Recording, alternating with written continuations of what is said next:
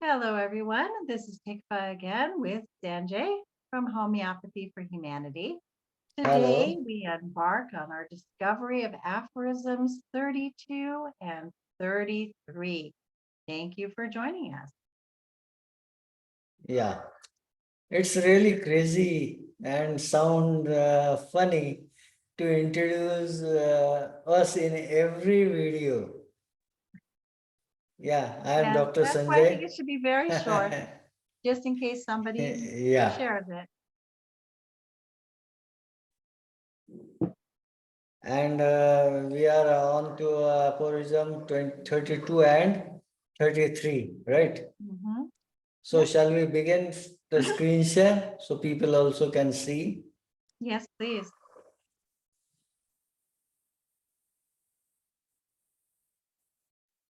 Okay.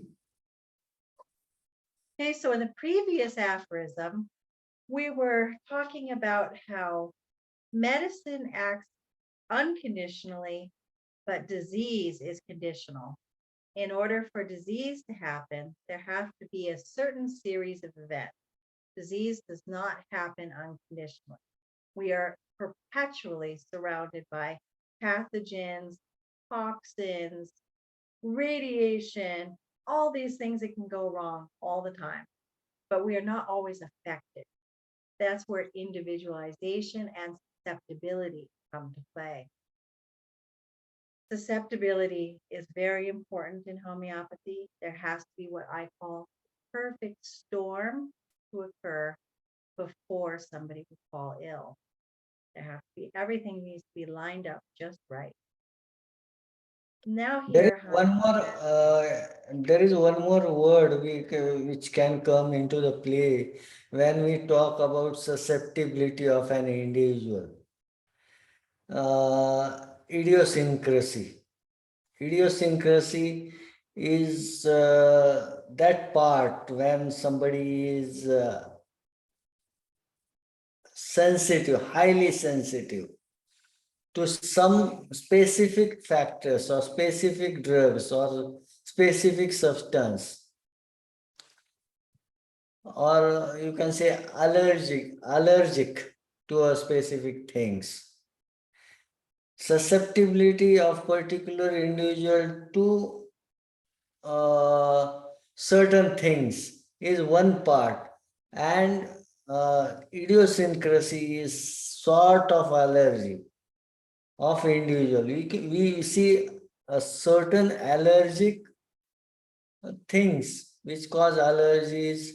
Certain drugs have can cause certain symptoms to a specific individual, or you can say some factors also have, such substance also have the character to excite that sensitivities in individual.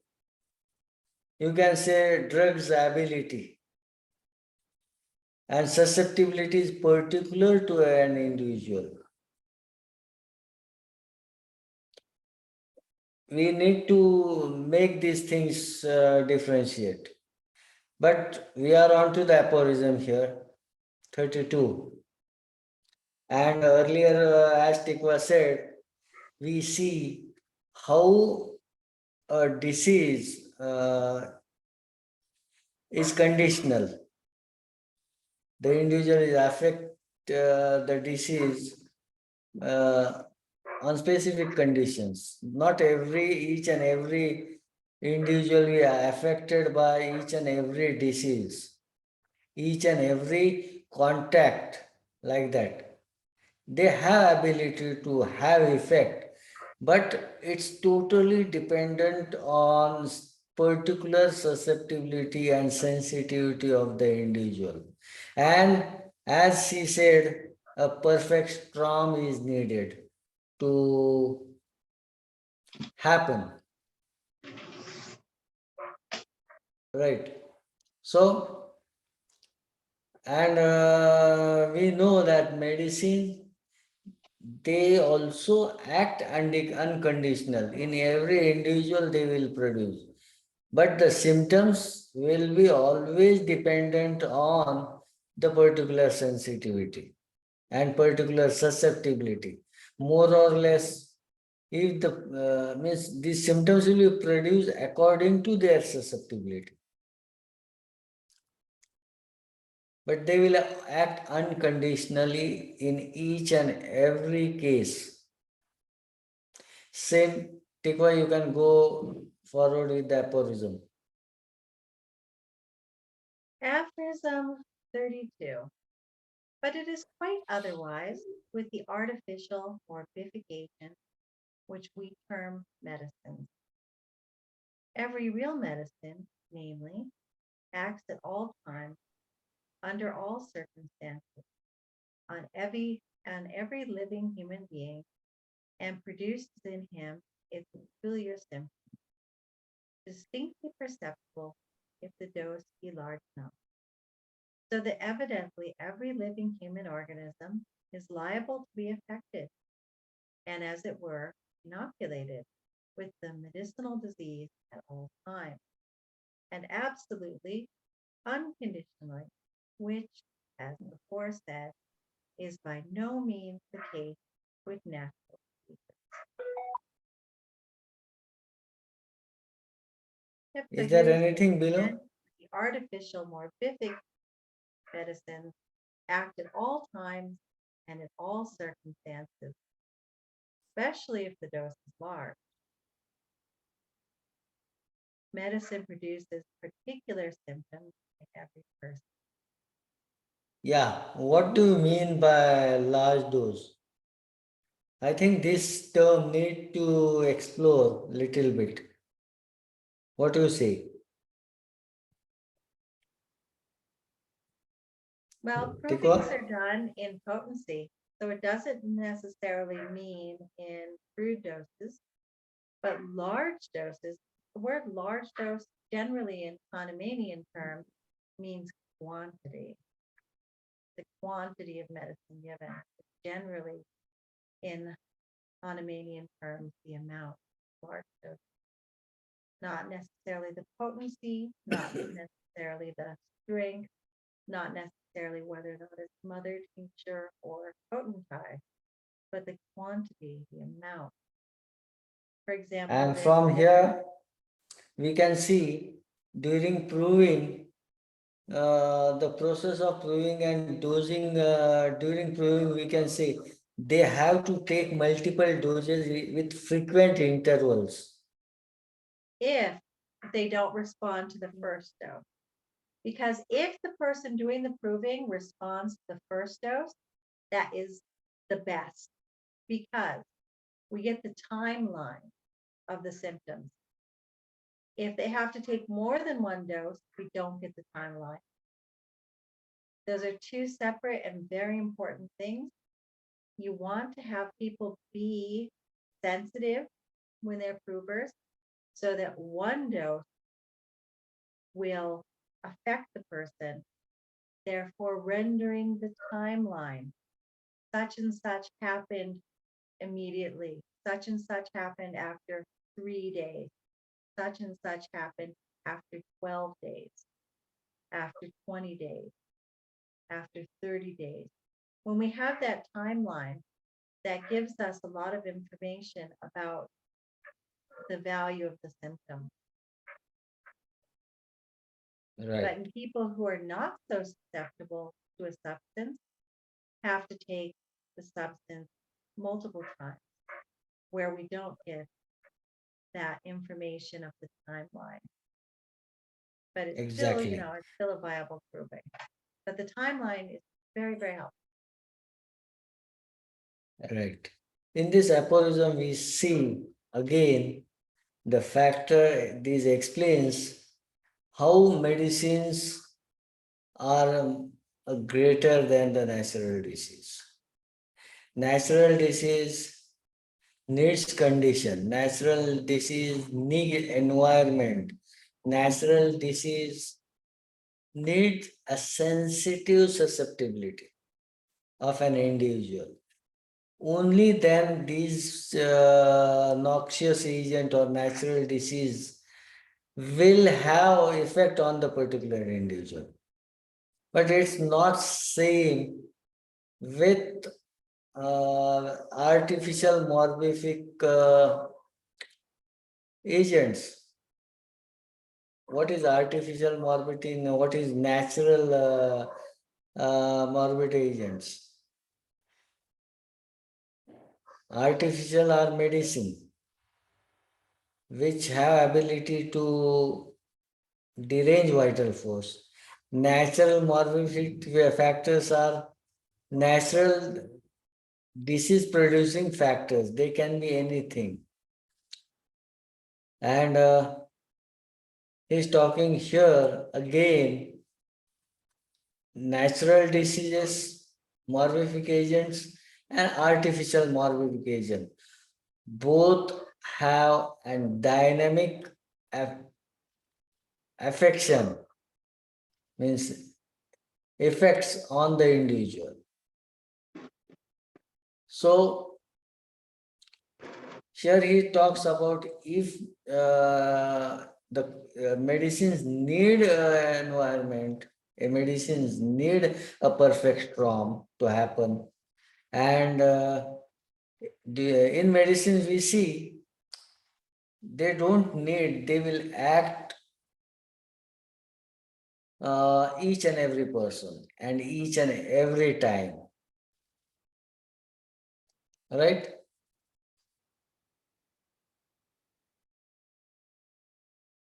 So is there anything more to talk on this aphorism? Hello?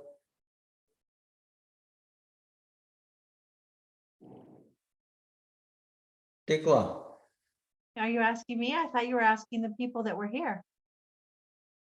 anyone can answer. Yes, I was What? letting people have time to answer. Shall we Devera, continue? what do you say? Yes, Do you continue. have, Very clear. Thank you. do you Okay. understand that how and why the medicines are more stronger than the natural disease?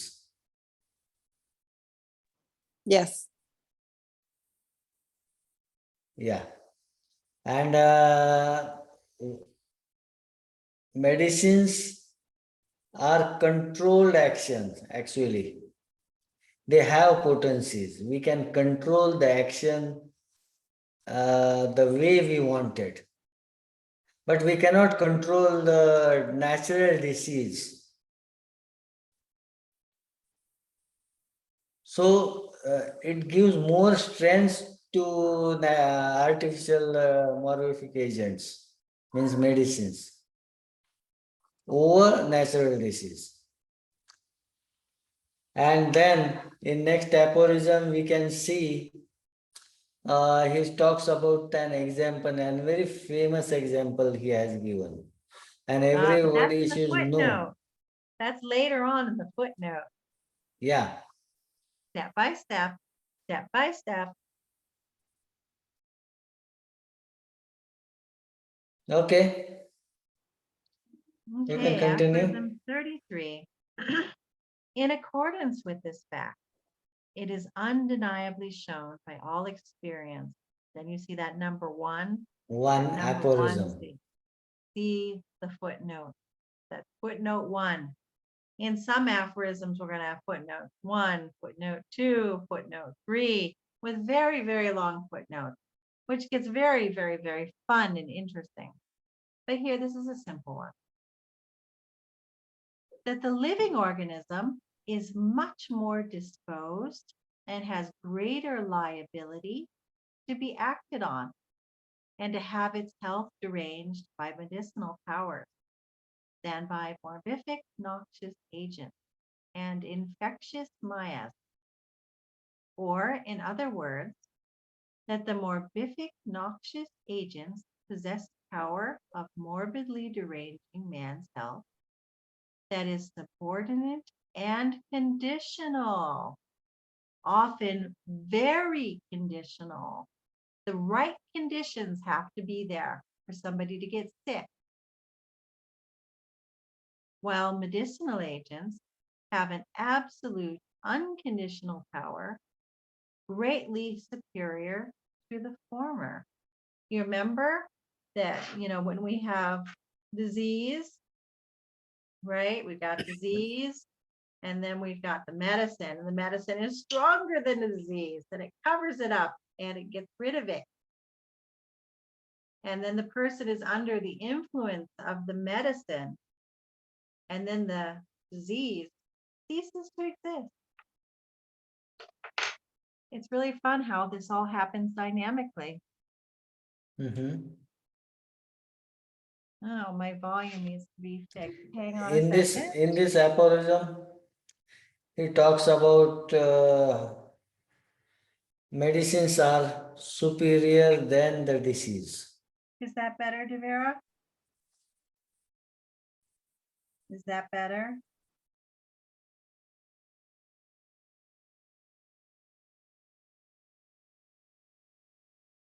Okay. Hopefully this recording will be all right. Okay. Yes. So the conditional and the conditioning, the conditions where people get sick are different than the unconditional power of medicine. And, Hahnemann uses a lot of fancy words, and then this is Bo Ricky's translation, greater liability, deranged, and morbific noxious agents, infectious miasms, right? Morbific comes from the word mort, die. Mhm. Yep, so the previous, Wait. Okay, continue. there we go. Okay, the previous shows us that the living organism, that means a person, a plant, an animal, something that has a vital force. Living organism is much more disposed and susceptible to medicinal powers than to infectious Infectious material. material. And now we know that people are just absolutely filled with germs, and that they're not necessarily things we want to kill, that we want to keep them alive, because we have our microbiome, our virome, our fungus, whatever mycosal network. We have all that all going on inside ourselves and outside ourselves, where it does things for us. We have symbiosis. We have a working relationship with a lot of different germs that don't make us sick. For example, we can have a very interesting example here. You know how everybody talks about strep? Do you know how many people carry strep in their throat and in their body and never get sick? It happens a lot. A lot of people will test positive for strep but never get sick because their body is keeping it in check, just keeping it in balance. So when our vital force is healthy, we are in balance, and we live amongst and with all these different things that could possibly make us sick. For example, everybody has some candida, but if candida grows too much because something's happened, then that's going to give symptoms. But otherwise, it just sits there. And now they see that, neurotransmitters and things like that are partially or fully made by certain bacteria in the digestive system. I mean, there's just so much that goes on with the human body that is just being, just at the very tip of the research. So we don't want to just go in and kill things. We don't. That's a very, very dangerous thing to do, because once you kill something, then other things can grow out of control and it can create serious problems. Anyway, that was one of those divergent thoughts that I mentioned in other thoughts will crop up and we'll discuss various topics. Like that whole culture of kill, kill, kill this, kill that, kill the fungus, kill the virus, kill the bacteria. It's having a catastrophic effect on humanity.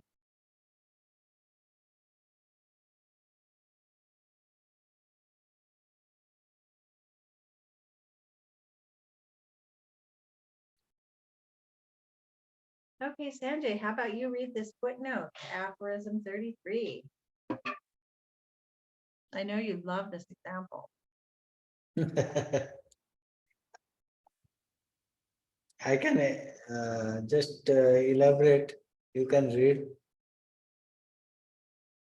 A striking fact in corroboration of this is that whilst previous to the year 1801, when the smooth scarlatina of Sydenham still occasionally prevailed epidemically among children, it attacked without exception all children who had escaped it in a former epidemic.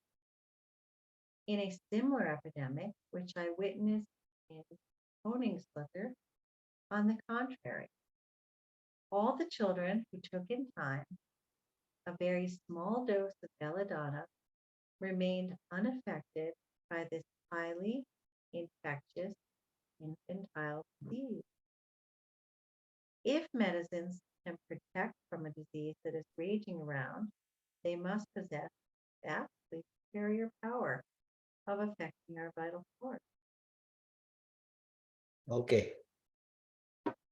Here Hahnemann is talking about the epidemic outbreak during that time, scarlet fever. And he's not talking about the medicine being given as prophylactic. But what he says, the epidemic was strong. And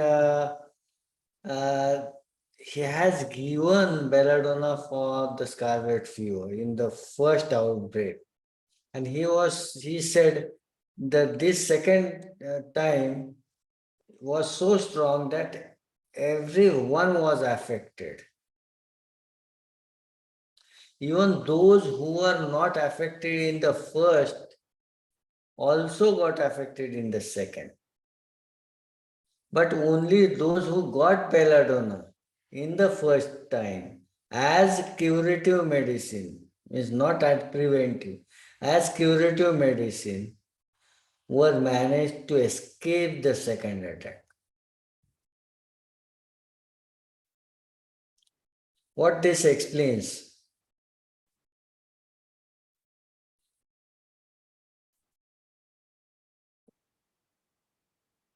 Tikwa? That having the belladonna in the system at exposure prevented the disease. Yeah. And one more comment we can say, medicine that cures the disease also prevents the disease. Oh yes, for sure.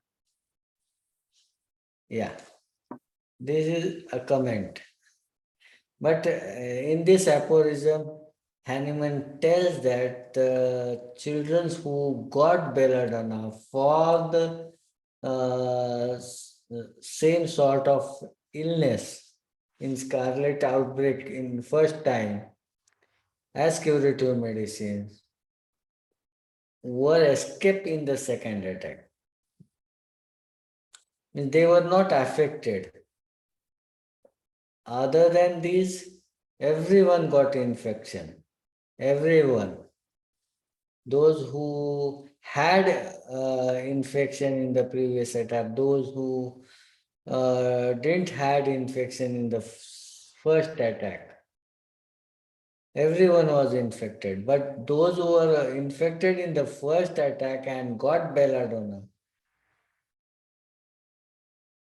were the children who escaped the second. That means, what was the difference? The belladonna, the medicine, the children which got that medicine escape the second attack. That explains the medicines are much stronger than the natural disease agents. Medicines are more superior. Yeah, Boddinghausen elaborates quite a bit about the use of medicine to prevent disease after exposure. Mhm. But here Hahnemann is talking about he gave belladonna as a curative. Those the people or the children who got symptoms.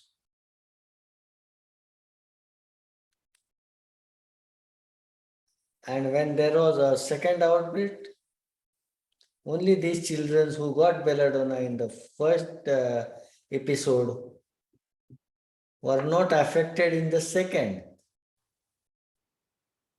He's talking about two separate towns, Sanjay. Mhm.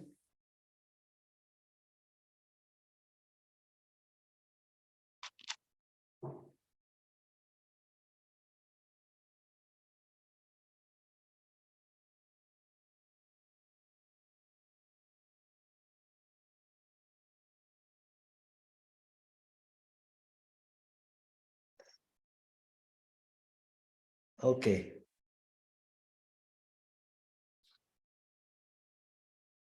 Yep, and scarlet fever is still with us today. It still happens. And some children, even with antibiotics these days, there are children who get myocarditis from scarlet fever. It happens. Mhm. Mhm. They do. And if only more people in the world knew about the utility of homeopathy, a lot of unfortunate disease could be avoided.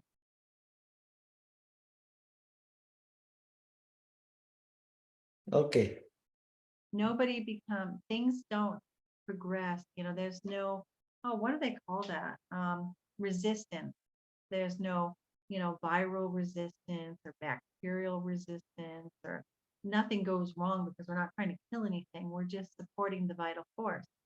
And since it's Yeah, homeopathic, resistance itself means your vitality is functioning. Your vitality is working against that medicines. And it's natural. Vital force work against each and everything which is coming from outside. So if the medicines, antibiotics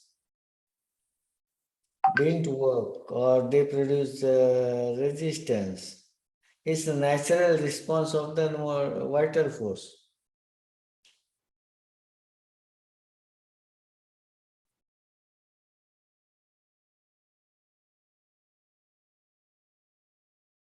Right? if when the vital force is strong, the body is able to fight off disease without assistance,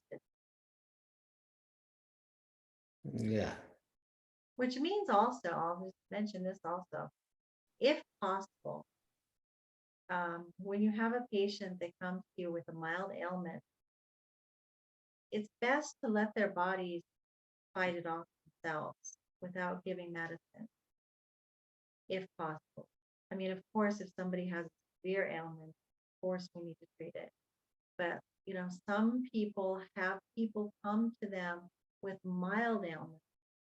It's best just to let the body take care of it and not do anything when there's no danger. Because we Yeah. like to see the vital force do its thing and take care of the situation. But by all means, whenever there's a serious ailment or an underlying situation that needs to be addressed, like a chronic disease, of course, we should do everything we can to treat it properly. But there's people who just have mild little problems. They come in and they say, oh, they have a cold, whatever. Yeah, it's best sometimes to say, if you have time, you go home and sleep it off.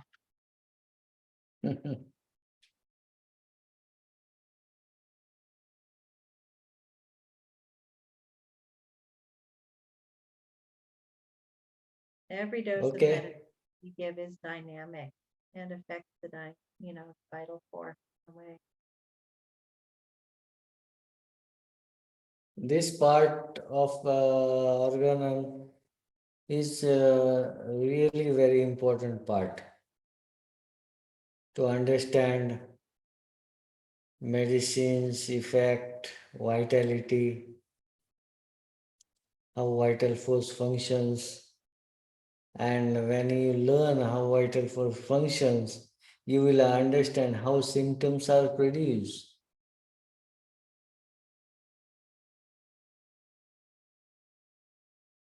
And not each and every symptom is disease symptom.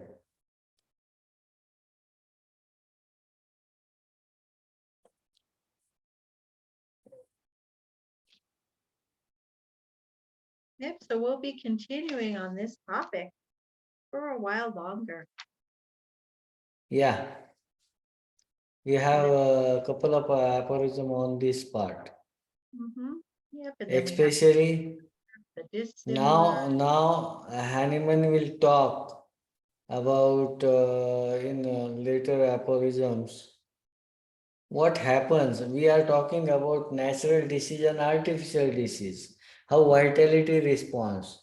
Now he talks naturally, if the two similar diseases will come, what will happen? How vitality will respond. Then he talks about what will happen if the two dissimilar diseases will present at the same time in the individual. Yeah, that's a fun, really long aphorism. That's a good one. Yep, that'll probably be Means session of homeopath its need own. to understand vitality will not make difference that this is natural and this is artificial medicine. It will respond in the same way for the both.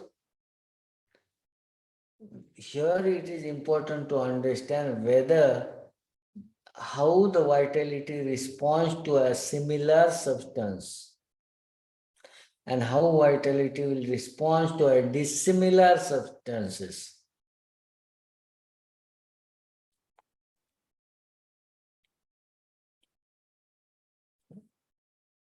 This is a very important part, and I hope our students and our homeopaths colleagues will love this part. And I'm sure after this they will try, they will start to understand the symptoms and then on to chronic diseases. And homeopathy, after all.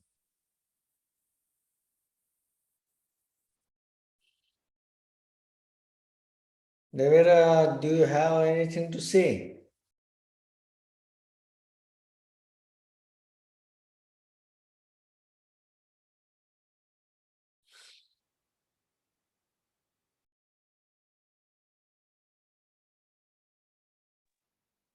It's difficult for me to respond now because my hands are, so I can't keep running back to the phone, but I'm listening. I'm listening. I don't have right now anything to say, but thank you. Okay. Tikwa, Yep. any announcement or any comment or anything on from your side? I'm hoping that we'll be having more regular sessions now that we have had our fall Jewish holidays and you have had your big Hindu holiday. I hope that we Yeah. will be back in the swing of things and maintaining a normal routine. So hopefully, And God willing, we will be here on Sunday and yeah, next Thursday. And continuing on. Yeah. Sandhya? Do you have Yes, sir. anything to say on aphorisms or any special suggestions? No, sir. It was the session is awesome, and your explanation and madam explanation was the good. So we can understand the easily what is the last dose and what is the artificial disease and how to control the artificial disease. But we cannot control the natural disease. By the dose, we can control our artificial disease in our human body easily. Like which kind of the dose we using, mother tincture or either is the centesimal scales or it is a decimal scale or whether the 50 millisimal scale. Why we can command in our hand, but the natural disease command is not our hand. And Right. every natural disease not have a same disease, but in the homeopathy we need the same kind of disease produced. So similar disease when we can produce by the our doses. Mhm. This is a benefit for the homeopathy. This is my opinion. I understood. Right. Yep, Yeah. medicine And has superior power to affect the vital force than natural disease.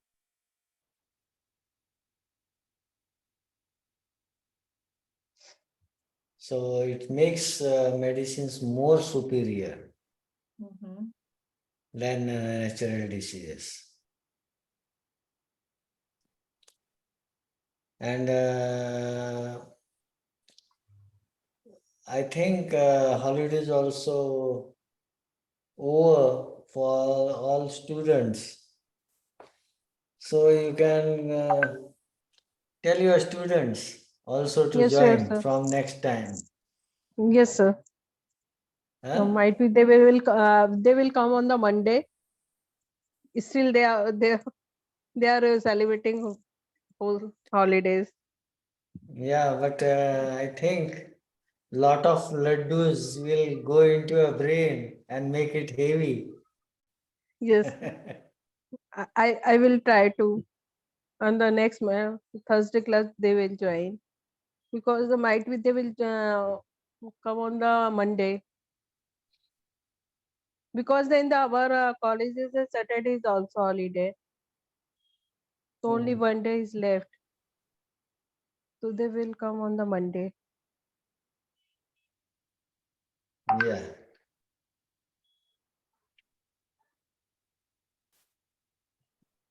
Okay, And great. Sakshi also cleared the second BHMS. Okay, congratulations. Very nice. Yeah, and she will be joining third. 2 more years. 2.5 years, I think. And the 1 year is in the internship and then left. Yeah, no, academic classroom session years. Yeah, 1 year for third, and and 1.5 years 16 for fourth, fourth year. Yeah, and then 1 year internship. then Means 3.5 years left.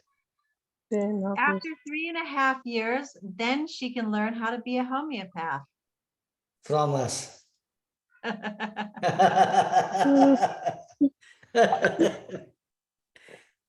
Sad but true.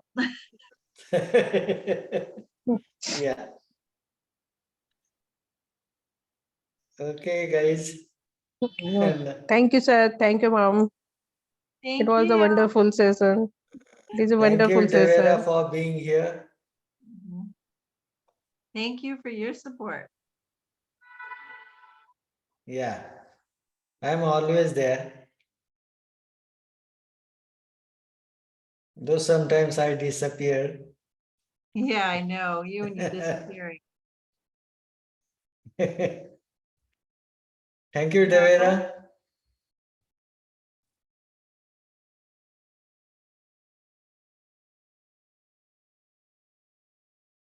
Now, if only I could remember how to end the recording. I think I can stop, but